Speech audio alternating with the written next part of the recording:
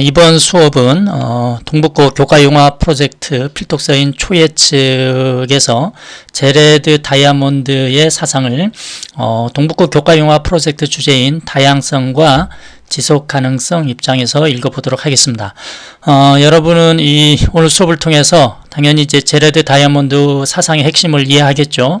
다음에 교과융합 프로젝트 주제인 다양성과 지속가능성 입장에서 그것을 창의적으로 해석해보고요. 지속가능한 미래를 위한 가치와 문화를 우리나라 전통사회에서 찾고 여러분의 진로 입장에서 활용책을 마련해 보도록 하겠습니다. 약간 복잡하지만 순서대로 하나씩 찾아가면 어렵지 않게 할 수 있습니다. 자, 첫 번째, 제레드 다이아몬드의 사상을 보겠습니다. 자, 이 책은 이제 제목은 많이 들어봤을 겁니다. 총균세. 늘 발표를 해요. 서울대학교 도서관에서 대출 1위입니다. 근데 이 책이 보면 이렇게 두꺼워요. 이제 100개의 사이즈인데요. 저도 이 책을 구입해서 읽기까지가 쉽지가 않았습니다.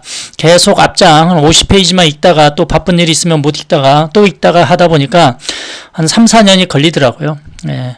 저 말고 제 주위에서 이 책을 읽은 사람들 이렇게 보면 비슷하더라고요.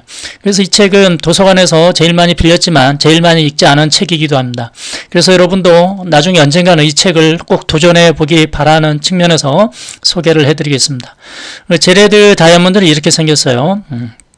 이렇게 생겼는데 이제 할아버지인데 되게 건강합니다. UCLA 되게 유명한 대학교죠. 캘리포니아에. 원래는 이제 생리의학과 생물학이나 의사 이런 느낌이죠. 근데 거기에서 이제 지리학과로 옮겼어요. 우리나라에서는 이제 상상할 수도 없는 그런 상황인데 상당히 이제 융합적인 마인드를 활동을 해왔기 때문에 가능하고 미국의 어떤 문화가 이것을 충분히 가능하게 했으리라 보겠습니다. 당연히 이 사람은 이제 총균세를 썼고 문명의 붕괴 오늘 수업에서 이 내용을 많이 하겠습니다. 그다음에 제3의 침팬지 이런 책도 있고요. 그래서 진화생물학, 인류 생태학, 근데 특이한 게 또 있죠. 조류학. 이 조자는 이제 새 조자입니다. 버드. 이 사람이 취미생활이에요. 파푸아 뉴기니 이제 가서 혹은 이제 아마존 이렇게 가갖고 거기에 있는 새들을 이제 관찰하고 합니다. 정말 세계적인 최고 전문가 중에 한 분이라고 얘기하기도 하더라고요. 자, 이 사람은 이제 총균세라는 책에서 요 내용이 나오죠. 인류의 발전 속도가 왜 지역마다 다른가? 간단히 그거예요. 왜 유럽이 아프리카를 이제 식민지 할 수 있었느냐? 발전 속도가 다르기 때문에 그렇잖아요.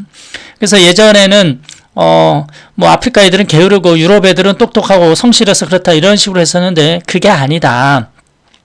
그 지리적 환경이 유럽에 태어났느냐, 아시아에 태어났느냐, 아프리카에 태어났느냐, 혹은 멕시코 쪽에 태어났느냐에 따라서 그 환경이 결정한다. 환경 결정론. 지리학에서 환경이 결정한다라는 생각을 이렇게 펼친 책이 이제 총균세입니다. 거기서 보면 농사나 목축 등 여러 가지 얘기 나오고 목축과 관련해서 전염병 얘기하면서 그것이 문명 발전에 큰 영향을 끼쳤다. 그래서 상당히 거시적 안목으로 세상의 흐름을 조망했습니다. 그런 경향을 최근에 우리는 나온 개념으로 빅히스토리 개념이라고 합니다. 저도 이 빅히스토리 개념을 한 7, 8년 전부터 이제 접수해서 많이 요새 탐구하고 있습니다. 다음에 이제 제레드 다이아몬드는 이제 최근에 이제 이런 문명 붕괴에 대한 얘기를 상당히 많이 하고 있습니다. 그것을 추가적으로 좀 얘기합시다. 자, 그러면 동북고 교과융합 프로젝트 주제인 다양성 및 지속 가능성으로 한번 제레드 다이아몬드의 사상을 한번 해석해 보도록 하겠습니다. 제레드 다이아몬드는 현대 문명이 이제 전 세계적으로 붕괴 가능성이 상당히 이제 높아지고 있다고 합니다. 이유는 뭐냐? 국가 간의 격차가 너무 많이 크게 발생했다 이거죠. 그래서 선진국이 너무나 자원을 많이 쓰고 그런 자원이 풍부한 거 개발도상국은 후진국에서 많이 가져오고 그래서 그 부족한 자원을 가지고 서로 경쟁하면서 갈등과 전쟁이 있으면서 지구가 이제 지구적으로 이제 붕괴될 가능성이 상당히 높다. 그렇게 합니다. 그 영향으로 인해서 즉 국가 간의 이제 격차가 선진국과 후진국 간의 이제 격차가 발생하기 때문에 그래서 먹고 살기 위해서 후진국에 있는 사람들이 선진국으로 어떻게 하고 있냐면 전염병을 확대시킵니다. 이 가난한 나라를 그냥 가만히 내리비 놔두면 먹고 살기 힘들고 의료도 이제 상당히 수준이 안 좋겠죠. 그럼 여기서 이제 뭐 바이러스가 발생하면 어떻게? 선진국으로, 왜냐하면 지금은 전 세계가 다 네트워크가 돼 있기 때문에 비행기 못 가는 곳이 없어요. 그래서 선진국으로 이제 전염병이 확대될 것이다. 이런 것을 얘기하고, 다음에 후진국 애들이 너무 먹고 살기 힘들면 이제 선진국 애들이 잘 사는 거 보면서 기분 나쁘다 이거죠. 예. 테러리즘이 만연해질 수가 있다. 그래서 종로 바닥에서 여러분이 뭐 초콜릿 먹다가 뭐 버리는 것을 누군가가 후진국에서 유학한 누군가가 보고 여러분을 때릴 수도 있고 혹은 총으로 쏠 수도 있는 세상이 온다라는 게 제레드 다이아몬드의 이야기입니다. 그런 테러리즘을 얘기합니다. 다음에 세 번째로 이주가 가속화된다. 난민, 이주민 뭐 이런 것들입니다. 후진국에서는 먹고 살 수 없기 때문에 어찌됐건 먹고 살려면 선진국으로 가려고 하는 거죠. 그래서 지금 난민 문제가 옛날 우리나라는 뭐 전혀 상관없다 했는데 한 5, 6년 전부터 대한민국도 난민들이 이제 많이 이제 쏟아져 들어오고 있습니다. 그래서 이것으로 인해서 사회적 갈등 여러 문제가 많이 발생하죠. 자, 그러면 이러한 국가 간의 격차 문제를 어떻게 해결할 거냐? 옛날에는 이타심으로 해결했다고 진단했습니다. 예를 들면 빌 게이츠 같은 사람이 자신이 번 돈을 기부를 하는 거죠. 다른 사람을 위해서. 그걸 이타심이라고 했는데 이제는 제레드 다이아몬드는 얘기합니다. 봐라, 이제 국가 간 격차가 있으면 후진국으로부터 전염병도 확대가 돼서 네가 다치지, 테러에서 총 맞으면 네가 죽지, 이주민들이 와서 너의 일자리를 뺏을 수도 있지. 그렇기 때문에 네가 먹고 살려면 이기적으로 생각해서 가난한 나라를 도와라 이겁니다. 이게 제레드 다이아몬드의 입장입니다. 자, 다음에 이 책은 초예측이란 책은 일본 사람이 이제 편집한 책입니다. 그래서 이런 질문을 한 거죠. 일본이 이제 저출산 고령화 심각하기 때문에 이 문제에 대한 어떤 아이디어를 얻고자 질문을 합니다. 그건 당연히 우리나라도 해당되는 문제겠죠. 그래서 저출산 고령화가 현재 사회를, 일본 사회를 혹은 대한민국 사회를 지속 가능하게 할 것인가 했더니 대부분의 사람들은 여기에서 지속 가능하지 않다라고 많이 얘기하잖아요. 저출산 고령화는 되게 심각한 문제로 받아들이고 있는 게 이제 보통입니다. 그러나 이분은 다르게 얘기하죠. 지속 가능하다. 오히려 좋다. 굿. 예. 왜냐하면 선진국 애들이 덜 낳기 때문에 자원을 덜 소비하고, 다음에 뭐 일할 사람이 없다고 하는데 걱정하지 마라. 고령자, 나이 든 사람을 노동 자원으로 활용해라. 나도 지금 제레드 다이아몬드도 나도 지금 나이가 많다. 80이 넘고 거의 70, 거의 80 다 됐습니다. 그럼에도 불구하고 지금 미국에서는 정년 그런 조항이 거의 없습니다. 그래서 죽을 때까지 하는 거죠. 이렇게 하면은 지구적으로 어떤 붕괴를 막을 가능성이 상당히 높기 때문에 일본, 대한민국 사람들 저출산 고령화 된다고 너무 심각하게 생각하지 말고 인식의 전환을 가지세요. 뭐 이렇게 얘기합니다. 다음에 이 사람은 아까 조류하게 얘기했죠. 그래서 이제 전통사 파푸아뉴기니나 아마존 쪽에 많이 다녔어요. 최근에는 이제 파푸아뉴기니 쪽으로 많이 다니고 있죠.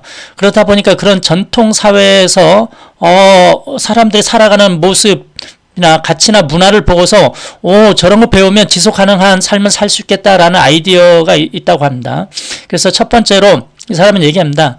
실은 자기가 보니까 전통사회 사람들은 일상생활 속에서 위험을 대비하는 안전 대비책이 아주 뛰어나다 이겁니다. 보통 우리는 위험한 게 전쟁, 뭐 총알이 빗발치는 그런 전쟁터가 가장 위험하다고 생각하는데 아니다 이겁니다. 목욕탕이 더 위험하다고 얘기하는 거죠. 우리 목욕탕이라는 것은 일상생활이라는 거죠. 그래서 대한민국이 이제 안전 문제에 대해서 이제 세월호 그 이후로 안전 문제에 대해서 상당히 심각하게 대처를 하고 있고 나름 잘하고 있죠. 그래서 이번에 코로나 이 사태에서도 전 세계에서 부러움을 사고 있습니다. 자, 다음에 양육 방식. 보통은 지금 선진국에서는 부모와 자식 간의 요 관계 속에서만 이렇게 양육을 하고 있고, 다음에 이게 더 넓혀진다면 뭐 학원 선생님 뭐 요 정도 혹은 학교 요 정도로 이 학생의 양육을 책임지는 사람들인데, 이제 전통사회에서는 그게 아니다 이거죠. 한 아이를 키우기 위해서는 뭐 한 마을이 필요하다 이겁니다. 마을 전체가 한꺼번에 같이 키워준다 이겁니다. 이건 우리나라도 예전에 마찬가지 아니었습니까? 그래서 이게 되게 소중한 거라는 것을 자기가 알았다. 그래서 이렇게 키워야 되게 자기 주체적이고 자기 주도적으로 키울 수 있다. 그러면서 폭넓은 감정적 교류를 하는 게 중요하다. 이렇게 감정적 교류에 대한 이야기를 많이 합니다. 요 감정적인 교류는 앞에서 우리 유발 하라리도 많이 얘기합니다.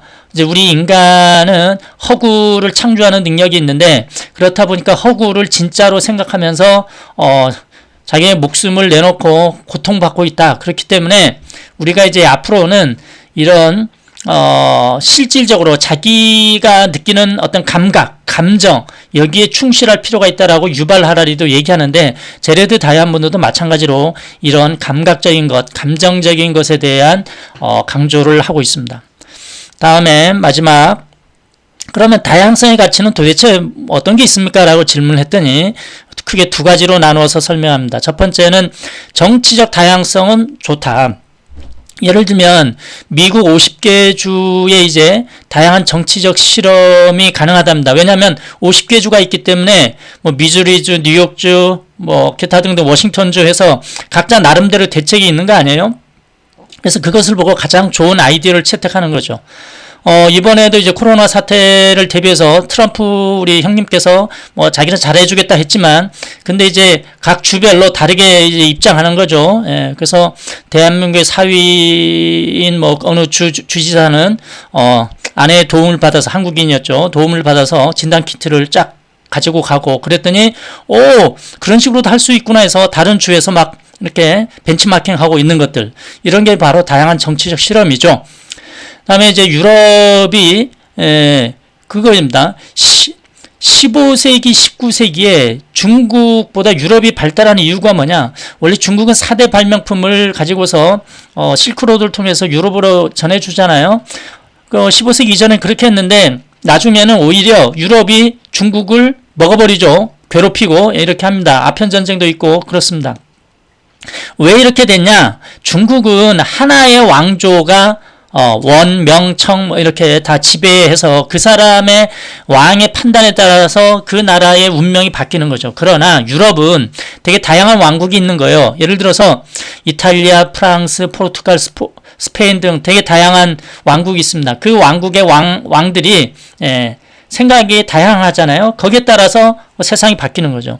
마찬가지로 콜럼버스가 실제로 인도 항해하려고 배 좀 하나 좀 빌려주십시오 했더니 이탈리아 갔더니 이렇게 야 집에 가라, 프랑스도 너 집에 가라, 포르투갈도 장난안 했는데 스페인한테 갔더니 이사벨라 여왕이 야 한번 해볼까 해서 같이 가는 거죠. 그래서 세상이 바뀌는 거 아닙니까? 이런 게 바로 정치적 다양성으로 인해서 그 사회가 쉽게 이렇게 크게 바뀔 수 있다라는 걸 얘기하는 겁니다. 다음 두 번째, 사회적 다양성은 뭐가 좋냐? 여러 민족들이 이제 모이다 보니까 되게 다양한 생각을 할 수 있다 이거죠. 그래서 창조성이 되게 뛰어나다 입니다. 다음에 특히 이민자들이 들어오면 이제 다양해지잖아요. 근데 이민자들의 특성이 뭐냐? 위험을 선택할 수 있는 용기가 아주 뛰어난 사람이라는 거예요. 그래서 미국이 지금 전 세계를 장악하고 있는 것도 미국은 이민자의 나라 아닙니까? 그 자기 원래 살고 있던 곳에서 힘들게 사나니 차라리 위험할지라도 나는 새로운 길을 개척하겠다. 이런 개척 정신이 뛰어나다 이겁니다.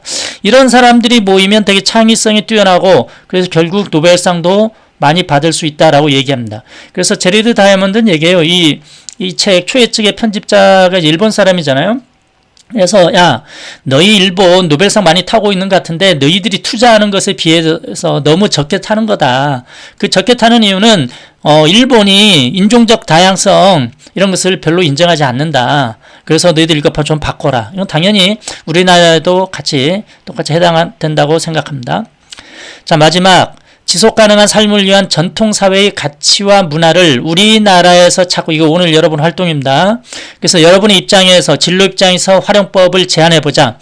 그래서 전통사회에서 있는 가치와 문화, 뭐 여러 가지가 있겠죠. 뭐 예를 들어서 김치 문화. 자, 김치 문화가 이제 미래의 지속가능 삶을 위해서 뭐 괜찮은 것 같다 하면 뭐 이런 게 쓰는 거예요. 김치 문화. 그러면 자신의 진로는 나는 건축이다. 자, 건축이면 내 건축 디자이너 공부하는 입장에서 이 김치 문화를 어떻게 활용하면 미래의 지속가능한 삶이 가능할지를 여기에 쓰면 되는 거예요.